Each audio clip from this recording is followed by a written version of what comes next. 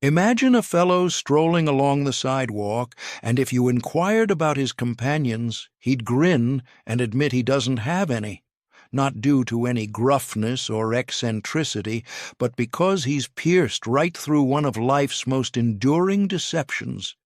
He's grasped that the notion of depending on pals, of relying on fellow humans to fulfill him, resembles a ripple fretting over its isolation from the sea. This realization bothers the majority intensely. Suppose our frantic craving for buddies is precisely what blinds us to the simplest reality. From this core delusion stems every bit of our isolation, every worry over fitting in, gaining approval, or leaving a mark. Yet the solitary walker has caught the punchline. He's understood there are no isolated land masses whatsoever. It's merely the sea feigning fragmentation. Allow me to share an intriguing observation. The more you strive to forge connections, the slipperier they seem to get. It's akin to pursuing your own silhouette. You might dash after it from dawn till dusk, yet it'll forever flit beyond your grasp. The individual who's quit pursuing phantoms has learned that bonds weren't ever meant to be seized anyway. They were simply there to be acknowledged. Ponder this for a moment. What exactly do you pursue in a companion? A soul who gets you. But who's this self-demanding comprehension? A partner for your adventures? But who's undergoing those moments? Someone to chuckle alongside over existence's quirks. But who's deeming them quirky? The deeper you probe, the clearer it becomes that the seeker of alliances and the potential ally are one and the same, not distinct entities. We're plagued by a universal forgetfulness. We've lost sight of the fact that we're not isolated beings colliding by chance in a cold cosmos. We're manifestations of a single underlying essence, much like swells on a shared sea or limbs from a common trunk. The swell, imagining it, must link with fellow swells to feel whole, has merely overlooked its watery core. The limb, anxious about linking to others, has forgotten its rootedness in the trunk. That's precisely why the lone wanderer feels no solitude.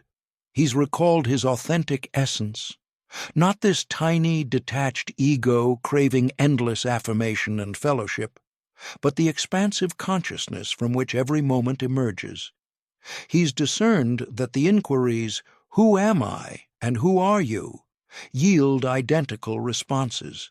And once you truly perceive this, truly internalize it, the entire dilemma of camaraderie fades away like dawn's haze. But don't get me wrong, I'm not advocating for reclusiveness or dismissing interpersonal ties as pointless. The lone walker doesn't shun crowds or spurn interaction. He just doesn't grasp at it desperately. He doesn't require it to sense wholeness. He can savor others' presence without hinging his value or selfhood on it. It's somewhat like contrasting a parched soul on the brink of dehydration with one relishing a refreshing beverage amid the heat. The desperate one guzzles wildly, scarcely savoring the liquid, perpetually dreading its depletion.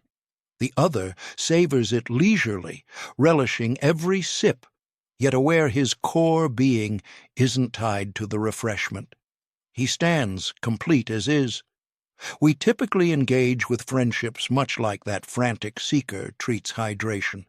We devour recognition, endorsement, togetherness, constantly fearing scarcity, endlessly gauging our portion against others. We tally points. We gauge our value by the volume of calls, gatherings, or birthday nods we receive. But the lone walker has unearthed the truth. He's never lacked. He was never in want. The belief that he required fulfillment from outside was merely an illusion, and herein lies the exquisite irony. The instant you cease desperately pursuing bonds, they start flowing toward you effortlessly. Folks gravitate to those who embody self-sufficiency. There's an allure to someone who doesn't clutch, who doesn't insist, who skips the endless hunt for reassurance. They exude a liberty that's utterly captivating. Yet even that pull isn't the goal. The lone walker isn't aiming to charm or entice. He's merely ended the draining pretense of fragmentation. He's dropped the role of an autonomous entity yearning for outer wholeness. And by halting that performance, he's unveiled his inherent unity, forever intertwined with everything. You see, we harbor this odd notion that sentience is the property of separate people, that perception is a personal holding akin to a purse or timepiece. But suppose awareness resembles empty expanse more closely. Expanse isn't owned by the items it holds. The void in here isn't distinct from the void next door. It's a singular expanse masquerading as segmented by partitions and limits that only appear at a superficial glance. Similarly, the consciousness. The realization that the consciousness you claim as your own is identical to the one others identify with theirs, just seemingly fragmented by the confines of distinct bodies and egos, highlights a profound truth. Yet those divisions resemble barriers in the vastness of the cosmos, tangible on a surface glance, but in essence deceptive mirages. The solitary wanderer has pierced this veil of isolated minds.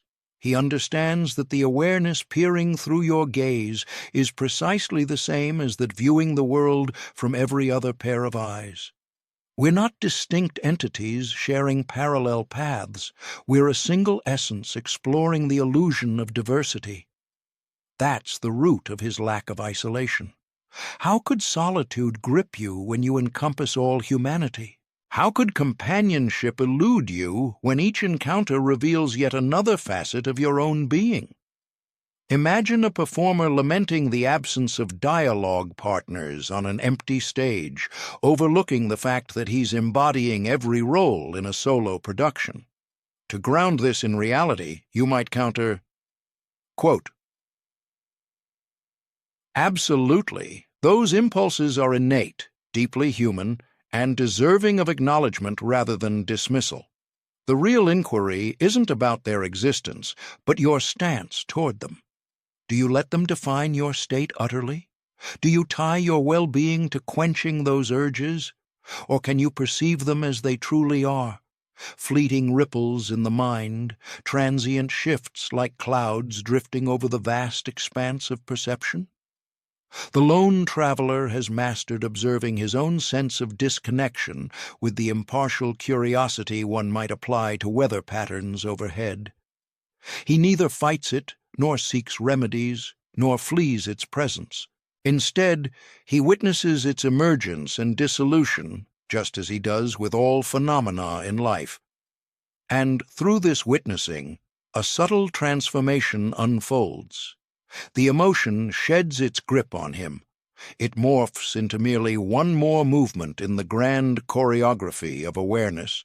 Far from icy indifference or dulled senses, this is liberation, release from the tyranny of every passing mood that stirs within the psyche. The solitary figure can thus encounter longing without succumbing to it, sense the pull toward unity without chains binding him. Strangely, this autonomy enhances his potential for authentic bonds, rather than diminishing it. He engages others not from a void of desperation, but from solidity. He encounters them as they truly exist, free from the distortions of his unmet yearnings. He offers affection without ownership, savors moments without attachment, unites without dissolving into the other. Consider how most bonds we label as camaraderie stem from reciprocal voids. A pair of unfinished souls attempting to mend one another, hollow vessels hoping to pour substance into each other. But one void can't replenish another. The man traversing solo has uncovered that emptiness was never his reality. He embodies abundance itself, and from that overflow, true interdependence emerges. Reflect on the sun for a moment. It doesn't rely on borrowing radiance from distant stars to glow. Its brilliance flows from inherent vitality. and in radiating so purely from its core, it bathes the surroundings in light. Other cosmic forms gravitate toward it not through deliberate gathering, but via the innate pull of its inherent totality. So, too, is the lone walker.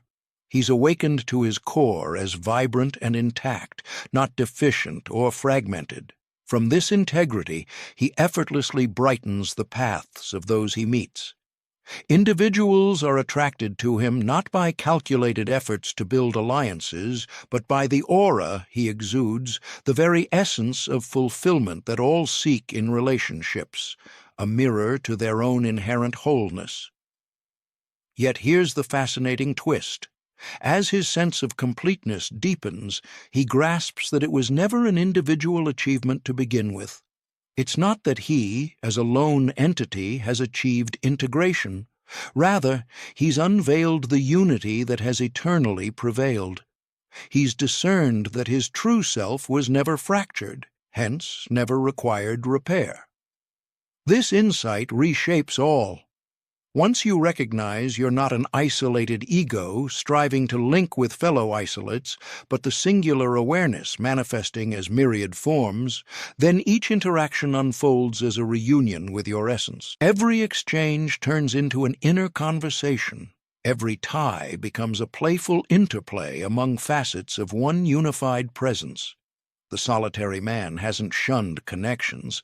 He's redefined their essence. Not as disjointed elements forcing merger, but as a seamless whole feigning division. Not as retreat conquering emptiness, but as totality beholding its own reflections in the guise of separation. And that's precisely why he navigates solitude without its sting. Why he requires no companions, yet connects with all.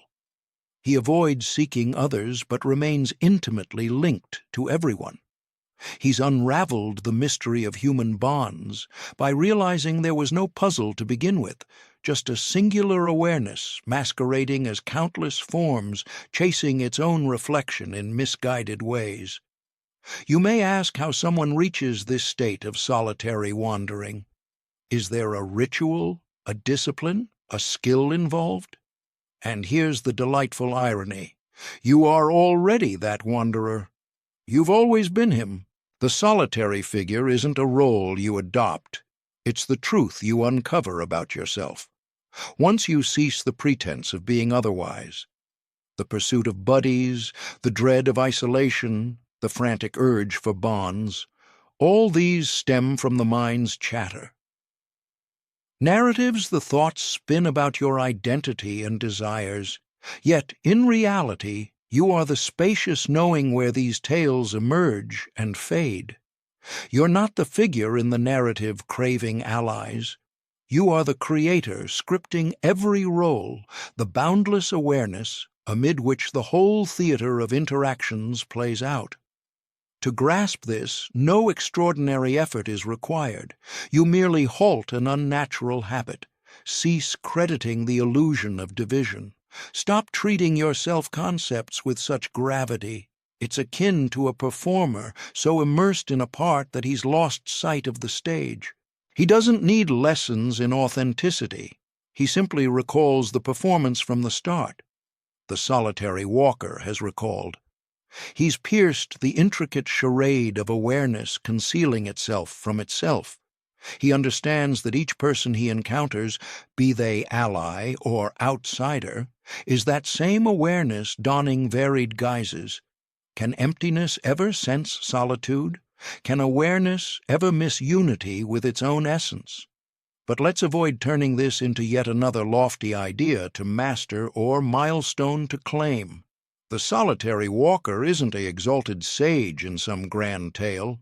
He's just one who's quit subscribing to a fabrication that never held water.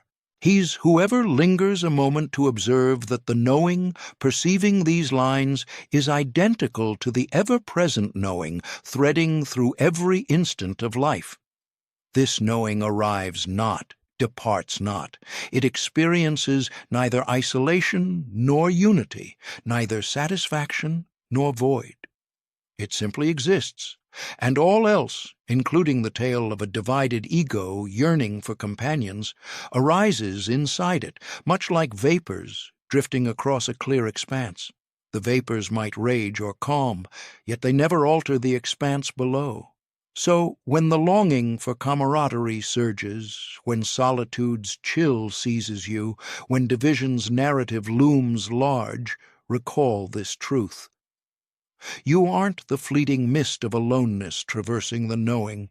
You are the expanse itself, immense, receptive, impervious to any passing storms. The solitary walker differs not from you. He is you, stripped of division's fiction. He is what endures when you quit straining to embody a flawed, incomplete, or detached being. He is the insight that your core has forever been complete, intertwined with all, unbound. In this insight, the journey persists. But now it's not the trek of an isolated soul across a foreign realm. It's awareness exploring its endless expressions, the flow of the singular manifesting as multitudes, existence's rhythm reveling in the guise of a lone figure who seems isolated but recognizes himself as the all. This is the essence of the one with no companions, traversing solo. He's learned he's never alone, for he embodies all, and requires no allies, being the very bond that enables every tie. In this vision, he encounters not remoteness, but profound closeness with life's pulse, and maybe, as these words unfold before you, you're starting to recall as well. Maybe you're glimpsing the solitary walker not as another, but as your innermost essence, inviting you back to the unity you never truly abandoned.